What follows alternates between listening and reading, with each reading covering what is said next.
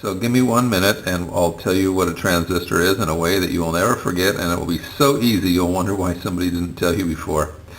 Why am I holding a resistor? Well, because a transistor, trans means to change and resistor is resistor, so transistor means a resistor that can change. It's one of these things you can change. You may have seen one of these. It's a slider like on a stereo controller or something. You can change the resistance. You can either change it quickly or slowly. You can snap it back and forth or move it very slowly. But it is a mechanical transistor. It is a resistor that will change. And you say, wait a minute, that can't be. It can't be that simple. And the answer is yes, it is. There's only two differences between this device and a transistor. One of them is that this device will work with AC, and most transistors are DC only devices, so they have a plus and minus. This has no plus and minus. And the other thing is a transistor is electrically controlled, whereas this one I'm controlling with my finger through the use of mechanical motion. But that's it. Those are the two things. So there you have it. 1 minute and you know everything there is to know about a transistor. But just for fun, let's go cover some of the details on it. Let's look at the details on one of these transistors. We'll use a big one since it's easier to see. But they've all got 3 connections. In this case, this one's a little trickier because it's got 1, 2, and then the case is the 3rd connection, but otherwise it's no different than any other transistor. You'll notice the E here. The E is the negative connection. So this is a DC device. Like with batteries and like with all battery devices, you have to be careful about which is plus and minus. So the E is the negative. The E stands for emitter. Some scientists had to come up with a fancy name for it, so it's called an emitter. But it's the negative. The case is the positive. Again, it's got a scientific name of collector, but it's the positive. So you hook your negative here and your positive here, and what we're going to do, like this mechanical slider resistor, we can control the resistance of those 2 contacts over here.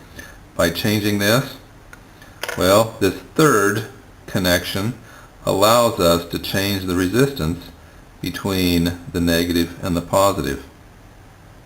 We'll go over that in a second. I'll show you some examples. It'll be much clearer.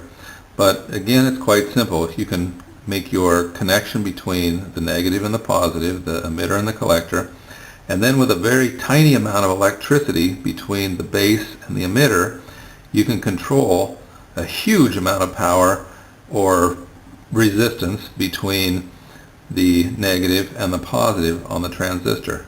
So let's look at some examples. Here's some example transistors. They all do the same thing. They are all variable resistors. They all have 3 leads, so they're all doing the same type of job. Now here's a really big one. It's used for controlling a lot of power. It can be bolted to a big chunk of aluminum called a heat sink.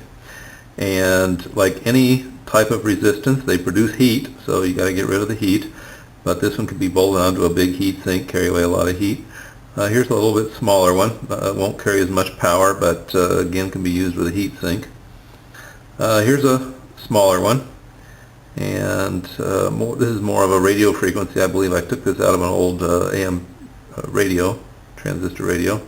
This one is a metal case, and it can also have a heat sink put on it. It looks like a pair of wings. They just press it over, but not as much energy. Again, it won't handle as much energy. And then you have very small ones like this, but again, they're all doing the same job. They're all variable resistors. Here we have a simple circuit with the transistor down here. You can see we have a big automobile 12-volt lamp over here, an incandescent lamp, which consumes a lot of power. And you can see it's operating at 12 volts. And I got this little watch battery down here, which is almost dead. It's been leaking. So let's see if by putting some electricity between the negative pole and the base, if we can turn on this light bulb. Get my hand somewhat out of the way. And there you have it. This very tiny amount of electricity applied between, you can see the yellow wires, applied between what we call the emitter, the negative connection, and the base, the controller. By applying a very tiny amount of power that comes out of this battery, we can control a great deal of power in that light bulb back here. Very similar setup. We have the transistor here. It's going to control this big light bulb, automobile light bulb. Got the power supply back here. And the power supply is passing through the transistor, which is got it turned off right now. The bulb is turned off. And we've got this very tiny little battery back here that's going to give us our power between the base and the emitter, between the base and the negative contact. And we're going to control the power going in to here, the voltage going in here, with a very tiny variable resistor, And by moving this, we can very accurately control the brightness of that light bulb with a very tiny control right here. We can make this get brighter and dimmer. We can just turn it on or off, but we can also control the brightness. So we can use the variable resistance of the transistor to change the power passing through the light bulb. There's something we've hinted at, and that is there's two ways to use a transistor.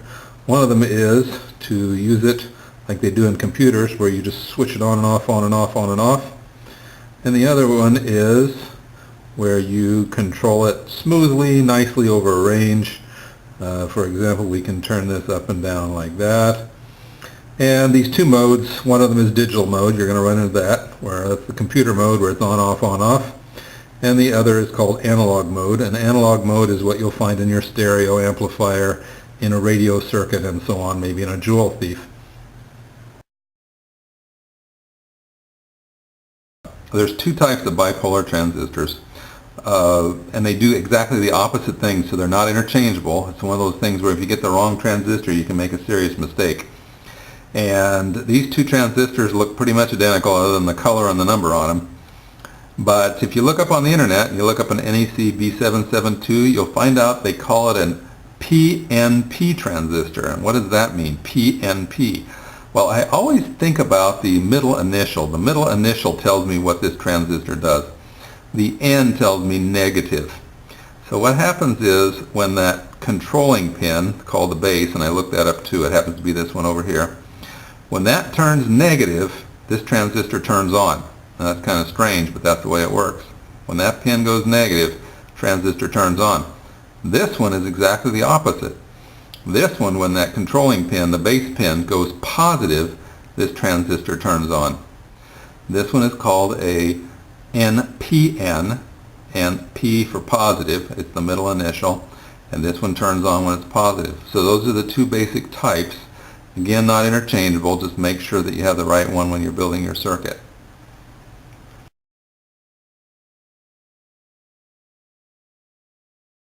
The last important thing you need to know about transistors is something they call gain. It's on the spec sheets under a heading called H, a little h, F, and E, and they call it gain or amplification. So we saw on our other circuit where we took a small watch battery and we could control a large amount of power coming out of it.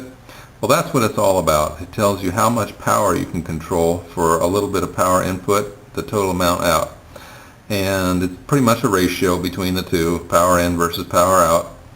And it ranges, well, from 1 to the hundreds. So it's an important thing to know. If you get a transistor that's the HFE is too low, if the amplification, the gain, the sensitivity is too low, it will not turn on and off, and you'll have a failed experiment. So one of the things to watch out for, again, is sensitivity. You need to have a transistor that will do the job for you. So now you have all the knowledge to put together simple circuits like this jewel thief, and what it means when somebody talks about the negative lead of the transistor, which is the emitter, or talks about the positive or the base, and how it controls the transistor and what the transistor is doing, turning it on and off, switching it on and off, either in digital mode or analog mode, and what it means to be PNP or NPN. So you have all the information you need to go out and produce your transistor experiments. Well, I hope you found it useful and interesting.